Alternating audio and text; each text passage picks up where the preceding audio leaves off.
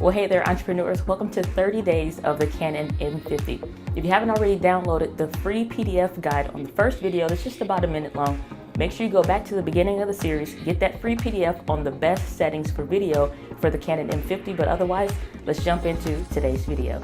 Now, I think the Canon M50 was built for vlogging. I think it is one of the best small, portable, flip out screen 4K video cameras out there, even though they artificially gimp some stuff, but otherwise it's a great camera.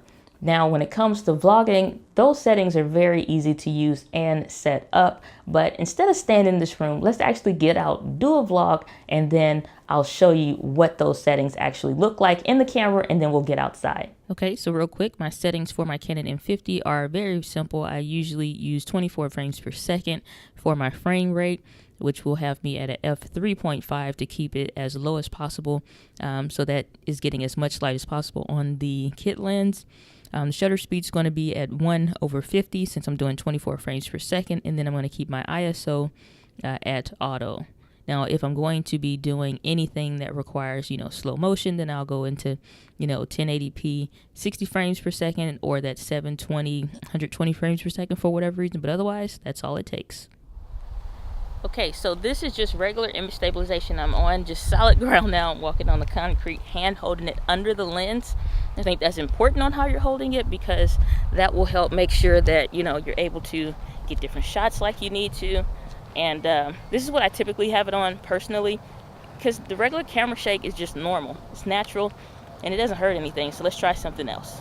Okay, so now we're going to do image stabilization on, which is that first setting, digital image stabilization on that second part, the enhanced version, not just enabled, and we're in 4K. Hey, what's up guys, it's Diana here from the future, and just so you know real quick, I am stress testing the camera right now when I have it in 4K, and I am trying to see just what it looks like when you are using the camera in 4K and you try to enable some of those digital IS settings. The digital IS settings are not for vlogging. You really just want to have the IS mode on. Don't turn on the enhanced or the enabled version of the digital IS, that second option, because you will see all of that warping and jello-y effect. The best thing to do if you want to use 4K with the Canon M50 is to put it in manual focus and use a gimbal or some kind of severe stabilization or something like that.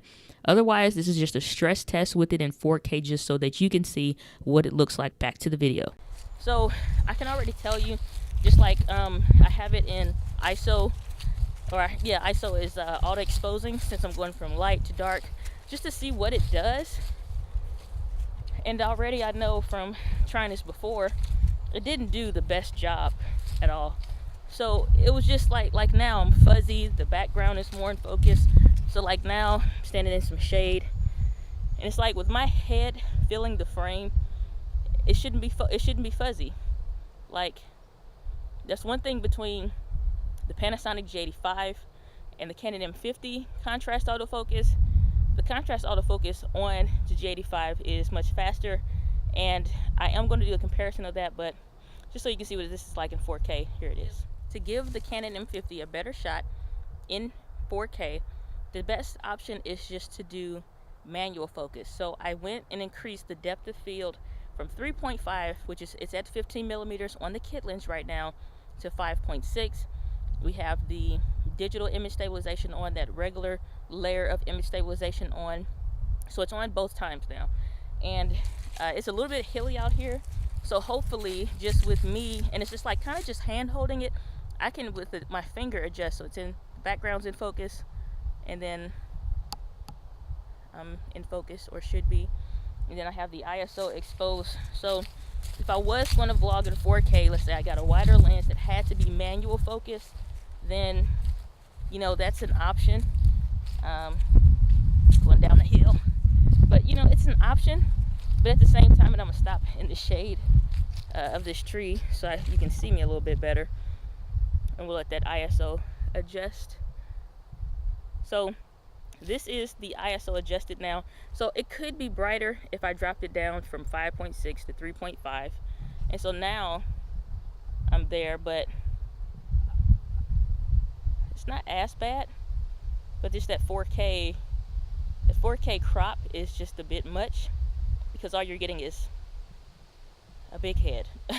That's it. All you're getting is like this super close-up shot. Okay, so now I have it at 4K. The regular image stabilization is on. The enhanced, which is as high as the digital image stabilization, is on. And so we did just a little bit of a walk to see, and it does okay from what I can see on the monitor and as far as the flip out screen. But you know, otherwise it's just still going to be super cropped in. There's really not a whole lot that you can do. And if you did, you know, go with the 11 to 22 millimeter, which would give you a little bit more range so that you don't have it so zoomed in, this is just not something I would do. But as you can see, the background blur is pretty decent. It's pretty decent. I have it on f3.5, so you can make sure you had more of your face in the frame if you increase that depth of field. But it should be on my face right now. So let's just take a quick walk. So let me switch hands because I'm going to be in the sunlight. And then it's not really adjusting for adjusting for the auto exposure, but just in direct sunlight, I have an ND filter on here. I could do that myself just to bring it down some, make it decent if I knew I was going to be in direct sunlight, and make this a little bit more challenging. And I'm holding it with my left hand, which is not as steady, just with the grip. So just those couple extra steps were rough. Let me hold it like I was holding it before under the lens and just see if that does it any better. But typically this is all right. So now it's dark, brighten it back up. But yeah, so this is 4K. So now you've seen a vlog with those specific settings, and it actually turns out pretty good. And just how natural the transitions are from a light scene to a dark scene, it just really makes it easy to use the M50 for vlogging in any situation, as long as you don't go out in the weather, because this camera is not weatherproof, but otherwise you're good to go.